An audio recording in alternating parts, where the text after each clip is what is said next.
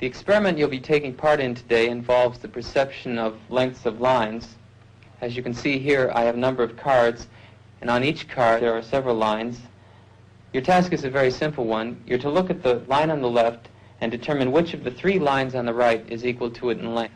All right, we'll proceed in this order. You'll give your answer. Only one of the people in the group is a real subject, the fifth person with the white T-shirt.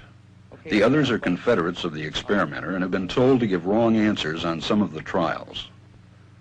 The experiment begins uneventfully as subjects give their judgments. 2, 2, 2, 2, 2, 3, 3, 3, 3. But on the third trial, something happens. 2, 2, 2.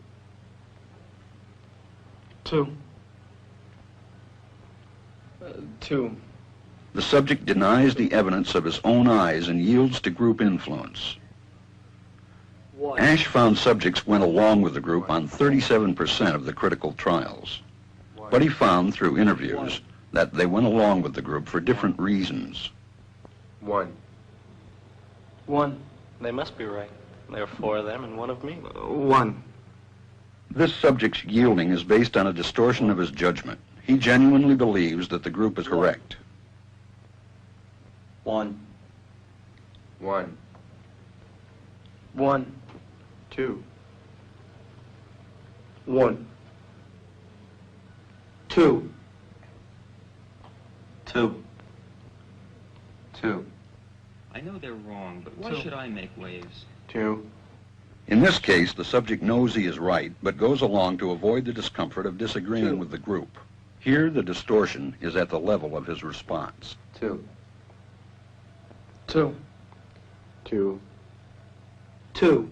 In the previous experiment, the naive subject stood alone against the group. In this variation, Asch gave the naive subject a partner, here seated in the third position, who also gives the correct response. 1. 1. 2. 1. 2. With a partner, yielding drops to only 5% of the critical trials compared to 37% without a partner.